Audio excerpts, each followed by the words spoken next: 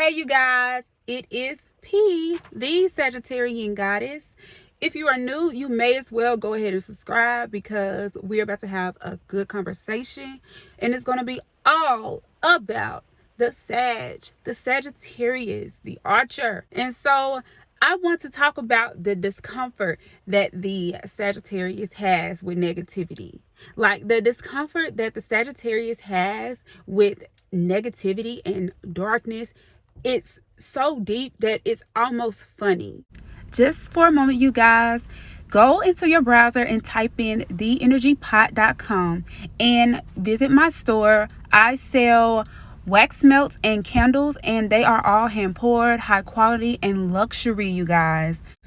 But like seriously, you guys, this brand, my brand, the Energy Pot, will be your favorite wax melt brand, no cap. So go ahead and go over to my website and type in theenergypot.com and add some goodies to your cart. I ship all over the US.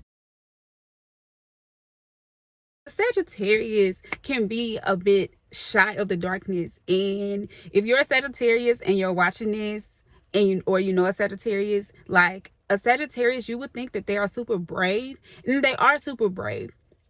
But the thing about it is, the Sagittarius is so uncomfortable in the darkness, so uncomfortable because of their positivity. It may look to be like it's a breeze for the Sagittarius, but you have to understand that the Sagittarius is so uncomfortable in negative energy, negative environments, and dark places that they tend to joke their way out of it. Literally. The Sagittarius is a jokester, super lighthearted, and they do not like to feel weighed down with anything, and that includes negative emotions and negative circumstances, negative people, negative anything.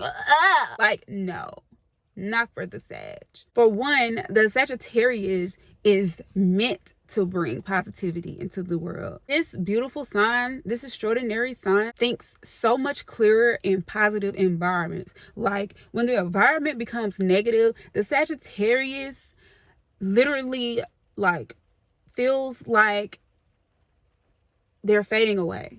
Like it doesn't resonate with their spirit because their entire essence, in some way or another, in some form, is meant to inspire people.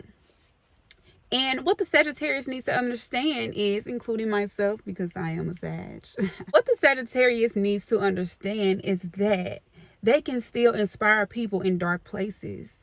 They can still be themselves in dark places. Just because something isn't going the way that you want it to go, or there is pain involved, discomfort, anxiety, trauma, all of those things that really bothers a Sag, just know that you can use those things to heal yourself, because the Sagittarius is a healer.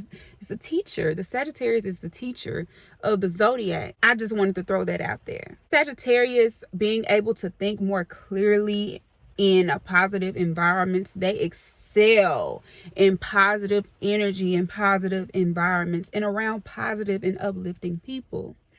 And so because of this, whenever something negative happens, the Sagittarius tends to like want to get up out of there. Okay? And a lot of times they will find a way to remove themselves out of toxic environments and with those types of people. They are known for ghosting. Let me go ahead and put that out there, because I know a lot of people have this thing where they say Sagittarius will ghost you, and they absolutely will. I'm here to tell you, the Sagittarius will absolutely ghost you if they feel like you're negative, or if they feel like you don't have their best interest at heart. Because Sagittarius has a big heart, and whenever they do choose to put their energy and time into something, it's passionate and it's real. But anyway, so because the Sagittarius excels so beautifully in positive environments, whenever it's negative, they're ready to go and they're ready to move. And so the Sagittarius is known to be the traveler of the zodiac, the nomad. might I add. Okay, they're around y'all. So because of this, they want to always be on the go, because like if they sense anything negative or anything that could like stop them or make them feel confined, whether it's physically, emotionally, in any area that they're not comfortable with, they're going to find a way to do something different. They're going to want to explore something else. And this also includes if they get bored, because boredom is negative for the Sagittarius. That's like a negative thing. Like being bored is like crucifying the Sagittarius. Like they have to be intellectually stimulated the majority of the time, because it gives them purpose. It's within themselves. They love to take in as much knowledge as possible, and this is why the Gemini and the Sagittarius can bounce back in their conversations really, really well, because they're like very intellectual, like in their heads, like very big thinkers or whatever. So while the Gemini is the Sagittarius' sister sign, because they're like, oh, there you go, like, am I talking to myself or what? But anyway, I'm just rambling because I feel like this is much needed. Like it is. It's much needed. Basically, anything negative makes the Sagittarius not feel like a Sagittarius. Like they don't feel themselves in negative environments. Don't do very well, actually. For the Sagittarius, when they are surrounded by negativity, this blows out their spark, and this ends up a lot of the times when the Sagittarius isn't self-aware and emotionally mature, this can become a negative trait for the Sag. So yes, they do have a tendency to flee or have the desire to flee at the first sign of discomfort and negativity. And this is also a good thing for the Sag, because they protect themselves a lot, because they are very intuitive. So a lot of times when they do have a feeling that something isn't right for them, they learn later on that they're happy that they removed themselves from a situation or from a particular environment. What they felt would happen happened maybe to someone else. Their intuition is very strong. The Sagittarius intuition is very, very big, like planet Jupiter. Okay, it's very big. It's so big that whatever you think, however big you think their intuition is, the Sagittarius, especially if they have a stellium, Sagittarius moon or Mercury, because Mercury is the planet of communication and information. So this can really be bigger than whatever you think big is. It's bigger than that. Like, it's out there. As they save themselves from a lot of situations, and sometimes they can remove themselves before actually getting the bigger picture and fully understanding what it is that they're doing. Like, if you ever come into contact with a Sagittarius, especially someone with heavy Sagittarius in their chart, like a stellium possibly, most of the time you come into contact with the Sagittarius, especially an evolved Sagittarius that has had quite a bit of good and bad experiences throughout their life. The Sagittarius is most likely, their motto is going to be positive vibes only. Like, that is the Sag motto. Like, and that's what they mean. Positive vibes only. They mean what they say. Okay. And if you haven't already watched my Mercury in Sagittarius video, go check that out, because I kind of break down like the wording that the Sagittarius Mercury person could use in their speech. Sagittarius Mercury placement could use in their speech, and what they mean by it, by some of the things that they say. Sagittarius, most likely their motto is going to be positive vibes only. If you're not giving positive vibes, they will know. They don't want anything to do with it if you're always negative and stuff like that. If the Sagittarius is down, like feeling down, they're not going to be down very long.